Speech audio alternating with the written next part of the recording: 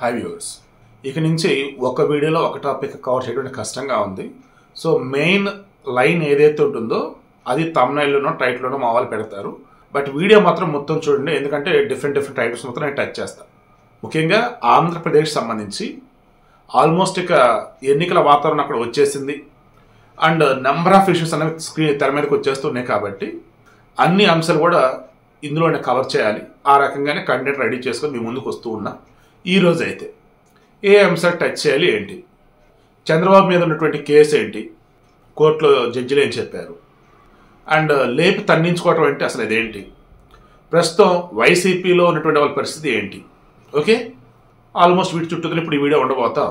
ముందుగా చంద్రబాబు గారి మీద ఈ వైసీపీ గవర్నమెంట్ ఏమేం కేసులు పెట్టింది, సిఐడి వాళ్ళు ఏ కేసులు నమోదు చేశారు. ఆల్రెడీ స్కిల్ డెవలప్మెంట్ దానిని స్కిల్ స్కామ్ అన్నారు. దాని మీద ప్రజెంట్ ఆయన బెయిల్ మీద ఉన్నారు. సుప్రీంకోర్టులో వచ్చేసి క్వాష్ పిటిషన్ మీద విచారణలన్నీ అయినాయి, వాళ్ళు తీర్పు రిజర్వ్ చేసి పెట్టారు. ఇక వాట్ నెక్స్ట్, లిక్కర్ కేసు అన్నారు. ఏంద్రా ఇది అంటే ఆ బార్ లైసెన్స్లు అంట, తర్వాత లిక్కర్ షాపులకు వచ్చేది ఫీజులు అంట, వాటి వల్ల వచ్చేసి వరకు లబ్ధి చేకూర్చారంట, అది ఇది అని చెప్పేసి అన్నారు. అది ఒకటి. తర్వాత ఇన్నర్ రింగ్ రోడ్ అలైన్మెంట్, ఈ ఇన్నర్ రింగ్ రోడ్ సంబంధించి మార్పులు చేర్పులు ఏదో చేశారట, దానివల్ల చాలామంది లబ్ధి చేకూరినారు. అసలు రోడ్డే లేదు. ఈ కేసు తెలిసి వేసిన క్యాండిడేట్ వచ్చేసి ఆల రామకృష్ణారెడ్డి. ఇప్పుడు అతను వచ్చేసి వైసీపీకి రామ్ చెప్పి బయటకు వచ్చున్నాడు. రేపు షర్మిల కాంగ్రెస్ పార్టీలోకి ఆమె జాయిన్ అయింది కదా, ఇతను కూడా జాయిన్ అవుతాడట. ఈలోపు అమరావతి సంబంధించి నేను ఎక్కడ కూడా వ్యతిరేకంగా ఏమీ లేని అంటూ ఉన్నాడు. మరి ఇతను ఏ రకమైన డెసిషన్స్ కూడా చూద్దాం. సో ఇన్నర్ రింగ్ రోడ్ అక్కడ అసలు ఏమీ లేదు, బట్ దానికి సంబంధించి ఏదేదో చేశారని చెప్పేసి అదొకటి. నెక్స్ట్ శాండ్, ఇసుకకు సంబంధించి ప్రజలకి ఉచితంగా ఇసుక ఇవ్వాలని వాళ్ళు అనుకున్నారు. ఇప్పుడు ఇసుక మీద సంబంధించి బోర్డర్ స్కాములు చేస్తుంది వీళ్ళని చెప్పేసి అన్నారు ఊరు వైసీపీ వాళ్ళని. సో చంద్రబాబు గారి మీద ఆయన ముఖ్యమంత్రిగా ఉన్నాడు, ఆయన కనుసన్నలో ఇదంతా జరిగింది. ప్రభుత్వ ఖజానాకి నష్టం చేకూర్చాడు, ప్రభుత్వ ధనాన్ని ఏమో అంటారు ఇతరులకు పనిచేశాడు లేదంటే దోచుకున్నాడు అన్నట్టుగా. స్కిల్ డెవలప్మెంట్ దాంట్లో తప్పు జరిగింది, అదొకటి. ఇన్నర్ రింగ్ రోడ్ అలైన్మెంట్ అసలు లేని రోడ్డు గురించి అదొకటి. లిక్కర్ కేసు అని ఒకటి, శాండ్ కేసు అని ఒకటి. స్కిల్ కేసు మీద ఆల్రెడీ రెగ్యులర్ బెయిల్లో ఉన్నారు. ఇప్పుడు 3 కేసులు ఉన్నాయి కదా, ఇన్నర్ రింగ్ రోడ్డు, తర్వాత ఇసుక, తర్వాత లిక్కర్. వీటికి వచ్చేసి ఇప్పుడు ముందస్తు బెయిల్ వచ్చేసింది. ఇప్పుడు జనాలకు అర్థమవుతుంది, జనాలు సైలెంట్గా ఎవరి పనులు చేసుకుంటా ఉన్నారు. అంటే కొంతమంది వచ్చేసి ఎవరైతే ఏముందలేరా అన్నట్టుగా నిద్రపోతూ ఉన్నారు రాజకీయంగా. సో వాళ్ళని లేపుడు తన్నించుకుంటూ అయిపోయింది ఇప్పుడు వైసీపీ వాళ్ళది. వాళ్ళు మొన్న చంద్రబాబు నాయుడిని సిఐడి వాళ్ళు అరెస్ట్ చేసే వరకు సరిలేరా ఎవరు వస్తే ఏముందలేరా అని వెళ్తున్నారు కొన్ని కోట్ల మంది వాళ్ళ ఏపీలో.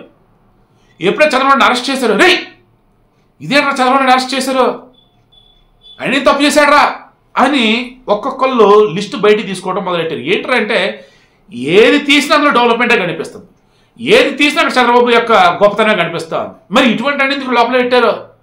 అరే జగన్మోహన్ రెడ్డి తీయడం ఒకసారి అని తీశారు. ఓ అబ్బా, ఆయన ఎంపీ కాకముందు ఆస్తులు అన్నీ వాళ్ళ నాన్న ముఖ్యమంత్రి కాకముందు ఆస్తులను లెక్క తీస్తా పోతా ఉంటే అడుగడుగునా కూడా ఈ సిబిఐ వాళ్ళు ఈడీ వాళ్ళు పెట్టిన కేసులు ఏవైతే ఉన్నాయో అవన్నీ నిజమే కదరా.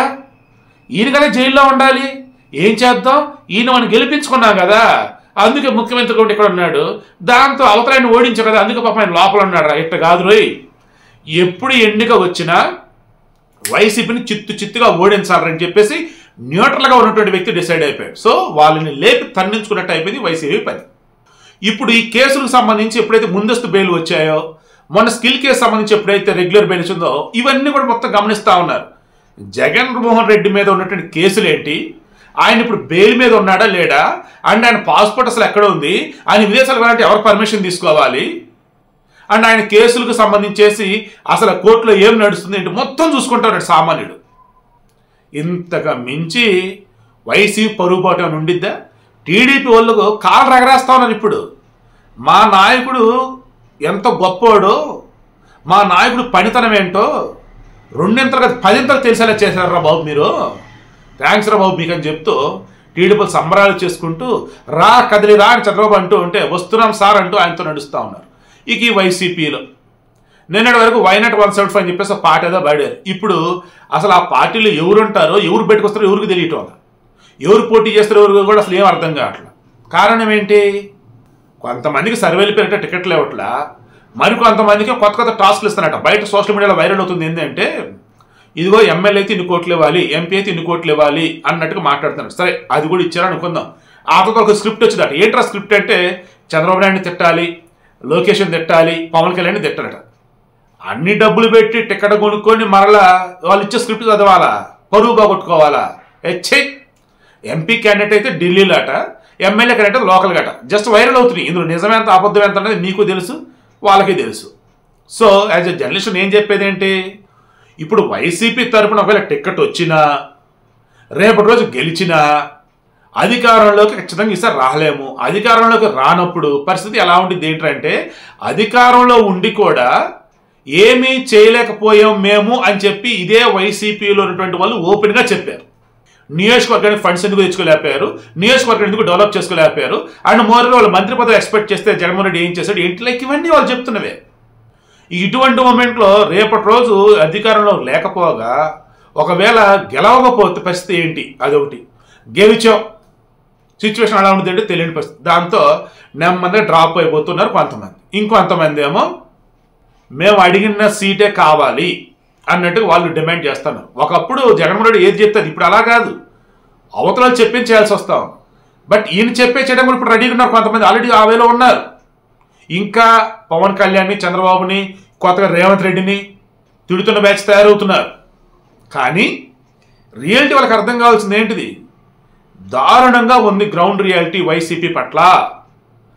మెగా డిఎస్ లేదు, జాబ్ క్యాలెండర్ లేదు, ఇప్పుడు కొత్తగా వచ్చేసి అంగన్వాడీల సమ్మె, మున్సిపల్ కార్మికుల సమ్మె, ఇలా చెప్పుకుంటూ పోయినట్టయితే రేవంత్ రెడ్డి తెలంగాణ సీఎం అయిన తర్వాత అతని క్యాబినెట్ ఉన్నటువంటి మంత్రులు వ్యవహరిస్తున్న విధానం, వాళ్ళు కలిసి అడుగులు వేస్తున్న విధానం చూసి ఏపీ ప్రజలకి ఆనాడు చంద్రబాబు నాయుడు అండ్ వాళ్ళ టీం కూడా ఇలాగే చేశారు కదా, రేవంత్ రెడ్డి అండ్ టీం లాగే.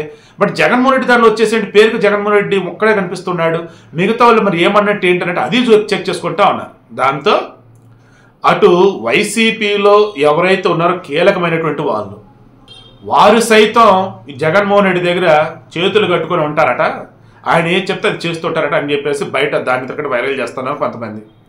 మరి కొంతమంది నిజమేనా బాబు అని చెప్పేసి వాళ్ళు ఇది దొరికిన ప్రూఫ్లు పెడతా ఉన్నారు.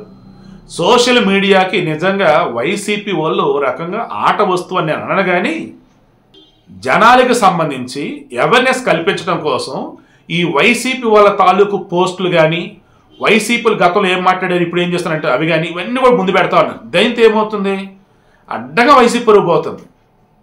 గతంలో మాట్లాడడానికి ఇప్పుడు చేసేదానికి పొంతన లేకపోవటం, గతంలో వాళ్ళు మాట్లాడింది అండ్ ఇప్పుడు మాట్లాడుతున్న దానికి పొంతన లేకపోవటం. అంతెందుకండి బాబు, అసలు నిన్న షర్మిల కాంగ్రెస్లో జాయిన్ అయిన తర్వాత వివేకానంద రెడ్డి కాంగ్రెస్లో ఆ రోజు జాయిన్ అయ్యి పోటీ చేసాడు, ఏమైంది, ఈరోజు షర్మిల పరిస్థితి కూడా అంతే అన్నారు. వాళ్ళన్నీ ఇంటెన్షన్ ఏంటో కానీ బయట జనాలు దాన్ని ఏమన్నారు అంటే, వివేకానంద రెడ్డి లాగే షర్మిల కూడా చనిపోయిద్దా, వామ్మో ఏంటి స్కెచ్. వీళ్ళు వైసీపీలు ఏది మాట్లాడినా సరే ప్రతిదీ వాళ్ళకి నెగిటివ్గా కనిపిస్తూ ఉంది.